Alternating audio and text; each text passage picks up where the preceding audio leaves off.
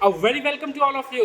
इस वीडियो में आप सभी का स्वागत है। और क्या आप भी बीसीए के बाद एमसीए या फिर कोई ऐसा कोर्स करना चाहते हैं जिसमें आपको कंप्यूटर का मजा मिले, या फिर आप बीएससी किए हो, बीकॉम, बीए, कोई भी आप स्ट्रीम से अपना ग्रेजुएशन किए हैं और आप अपना फ्यूचर इंजीनियरिंग सेक्टर में देखना चाहते हैं, किसी सॉफ्टवेयर कंपनी में देखना चाहते हैं, या फिर एक इंजीनियर के तौर पे देखना चाहते हैं, तो फिर मैं आपको आज वो हर ऑप्शन बताने जा रहा हूँ डिटेल से कि कौन से एंट्रेंस एग्जाम में दे सकते हैं, कितने मार्क्स आपके ग्रेजुएशन में होने चाहिए, क्या आपके मार्क्स कम है तो ग्रेजुएशन में कोई फर्क पड़ेगा, आपको कितने तक का प्लेसमेंट मिल सकता है, डिटेल में समझेंगे। तो शुरुआत करते हैं। बीसीए के बाद एमसीए एक ऐसा कोर्स है जिसको मास्टर्स इन कंप्यूटर एप्लीकेशन कहते हैं।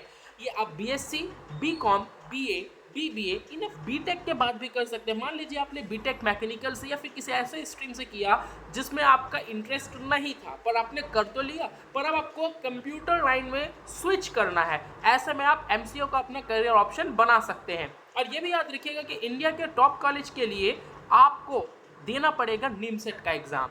जी हाँ, अगर आपको निमसेट देना होगा एमसीए के टॉप मोस्ट बेहतरीन कॉलेज और बेहतरीन प्लेसमेंट के लिए, तो मैं निमसेट के बारे में भी डिस्कस करूंगा। वैसे सीयूईटी का जो एग्जाम होता है उससे भी आप इसको प्राप्त कर सकते हैं।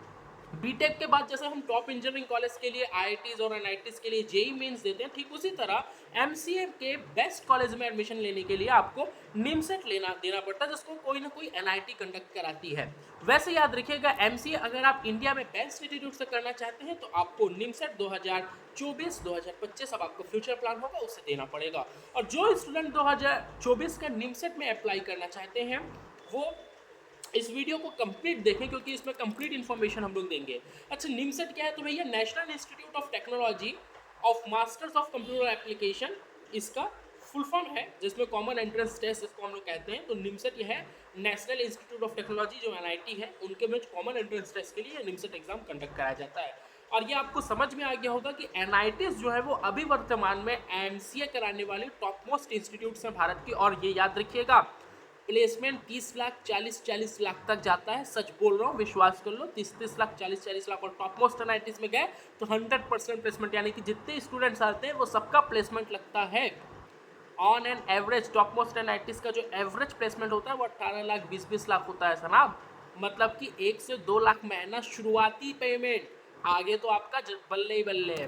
तो चलिए, और इसके बाद में और भी कोर्सेज के ऑप्शन है। आप बीए, बीकॉम, बीएससी भी कर सकते हैं। याद रखिएगा, हर वो ग्रेजुएशन स्टूडेंट्स जिसने 12th तक मैथ्स रखा था या फिर अपने ग्रेजुएशन में मैथ्स ऑप्ट किया है वो इस कोर्स को कर सकता है। अब आगे बात करते हैं। ये नेशनल लेवल एंट्रेंस एग्जाम है।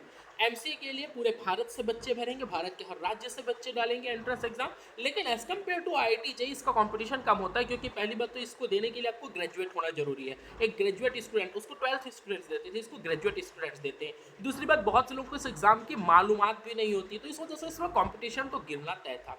अब याद रखिएगा, यहाँ पे मैं बता दूं कि NIT MCA common entrance test भी इसे कहा जाता है, और ये एनटीए द्वारा कंडक्ट कराया जाता है। ये कंप्यूटर बेस्ड टेस्ट होता है, यानी कि पेन पेपर पे आपका टेस्ट नहीं होगा, ये कंप्यूटर बेस्ड टेस्ट होगा और कंप्यूटर में ये टेस्ट लिया जाएगा।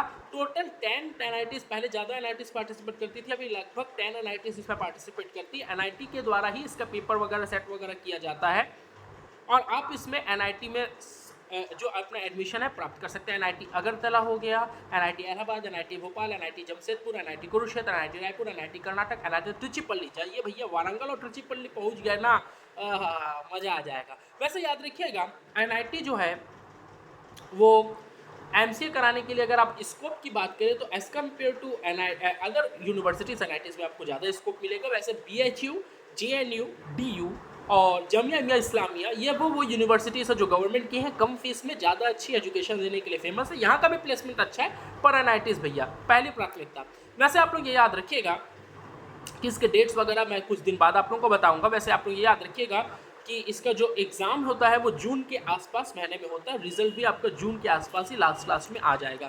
एलिजिबिलिटी क्या है? आप बीए किए, बीसीए किए, बीएससी किए, बी किए, बीटेक किए, आप कुछ भी किए, आपका मैथ से स्टैटिक मैंडेटरी है आपके पूरे ग्रेजुएशन में। अगर आपने बीए किया, स्टैटिक से किया, आप बिल्कुल एग्जाम दे सकते हैं। अगर आपने बैचलर इन आर्ट्स किया है और मैथ से किया, बिल्कुल आप एग्जाम दे सकते हैं। आपका एक सब्जेक्ट अपने ग्रेजुएशन में मैथ्स या फिर स्टैटिक्स होना कंपलसरी है। अगर आपका मिनिमम मार्क्स 60% है जनरल के लिए, या फिर अगर आपके यहाँ CGPA सिस्टम चलता है तो 6.5 CGPA। अगर इतना कुछ आपका है तो आप दीजिए ना MCA का एग्जाम और लीजिए टॉप मोस्ट कॉलेज में एडमिशन। और भैया आप बता दूं, इंजीनियरिंग एंड कंप्यूटर का करने के बाद में आजकल गवर्नमेंट जॉब भी लगती है। साइबर क्षेत्र में कितने पुलिस थाने में आपको पुलिस वालों की जरूरत है, कितने सारे आपको कंप्यूटर इंजीनियर्स की गवर्नमेंट क्षेत्र में जरूरत है। आज इसरो में नहीं जरूरत है क्या, नासा में, भाभा में? अरे भैया गवर्नमेंट जॉब भी लगती है भैया। कंप्यूटर के टीचर्स नहीं एम्प्लॉयड हो रहे हैं, प्रोफेसर नहीं बनेंगे कंप्यूटर साइंस के। आपको किसने पढ़ाया? किसी गवर्नमेंट प्रोफेसर ने तो पढ़ाया ना NIT में। तो भैया गवर्नमेंट जॉब भी लगती है, मिथ को हटा दीजिए। कंप्यूटर साइंस पढ़ने के बाद में प्राइवेट भी लगती है, गवर्नमेंट भी। प्राइवेट का क्रेज इसलिए क्योंकि उसमें तनख्वाह ज़्यादा है, तो फिर आदमी प्राइवेट की तरफ। पर अगर आपके लक्ष्य गवर्नमेंट में ही सर्व करना है, वो भी लग सकता है ना। अब आप ये समझ गए। अब आप लोग ये भी याद रखिएगा, अगर आप रिजर्व कैटेगरी से तो 55 मार्क्स और 6 CGPA आपके लिए कंपलसरी होगा। फाइनल ईयर स्टूडेंट है तो आप इसमें पार्टिसिपेट कर सकते हैं, बिल्कुल ध्यान से सुनिएगा। फाइनल ईयर स्टूडेंट है तो आप इसमें पार्टिसिपेट कर सकते हैं, पर आपका जब डॉक्यूमेंट वेरिफिकेशन होगा आपका रिजल्ट आपके हाथ में होना चाहिए। यह भी याद रखिएगा कि एग्जाम पैटर्न क्या होता है इसका। तो एग्जाम पैटर्न में आपका इंग्लिश लैंग्वेज आएगा और इंग्लिश लैंग्वेज में ही ये पूरा एग्जाम होगा, ये कह सकते हैं अपन। 120 क्वेश्चन होंगे इसमें, टोटल 1000 मार्क्स के क्वेश्चन होंगे। 4 सेक्शन में डिवाइडेड होगा, मैथ्स होगा, रीजनिंग होगा, कंप्यूटर होगा, जनरल इंग्लिश होगा जो कि इसका नॉर्मल है। और मैथ्स में आपके लगभग 50 क्वेश्चन आएंगे। करेक्ट आंसर आपने दिए तो 12 नंबर मिलेगा, रॉन्ग आंसर दिया तो 3 नंबर आपका घट जाएगा। Total marks 600। तो यानी कि सबसे ज़्यादा वेटेज अगर किसी का है तो इसमें मैथ्स का, यानी कि आपको मैथ्स के पूरे सेक्शंस, आपने 11-12 में जो कुछ मैथ्स पढ़ा है वो आपको स्ट्रॉन्ग करना होगा। अगर आपको ये जानना है कि क्या इंपॉर्टेंट टॉपिक्स है NITs के लिए तो बताइएगा, हम उसे भी आपको बताएंगे। रीजनिंग की बात करें तो इसके 40 क्वेश्चन आते हैं। सही आंसर देने पे प्रत्येक क्वेश्चन पे 6 नंबर मिलेंगे, गलत करने पे 1.5 नंबर कट जाएंगे, यानी कि 1/4 आपका कट रहा है, ये मान के चलिए। और आप ये मान के चल सकते हैं कि इसका टोटल मार्क्स अगर 6 नंबर के हिसाब से 40 में मल्टीप्लाई करें तो 240। सेकंड इंपॉर्टेंट सब्जेक्ट जो हमारे लिए वो रीजनिंग है। फिर कंप्यूटर अवेयरनेस के 20 क्वेश्चन आते हैं, क्योंकि आप कंप्यूटर फील्ड में जा रहे हैं, बेसिक कंप्यूटर आएगा, आपको आता होगा इतना। उसके 6 क्वेश्चन आएंगे, 1.5 नंबर, 6 नंबर मिलेंगे प्रत्येक क्वेश्चन पे, तो 120 नंबर का ये होगा। और जो जनरल इंग्लिश है उसके सिर्फ 10 क्वेश्चन आते हैं, 4 नंबर का एक क्वेश्चन होता है, यानी कि सिर्फ और सिर्फ उसका 40 नंबर का वेटेज हो। इस प्रकार से आप लोग ये कह सकते हैं। एप्लीकेशन फीस 2,500 होती है आपके जनरल और OBC के लिए, बाकी कुछ कैटेगरीज के लिए 1250 भी होती है।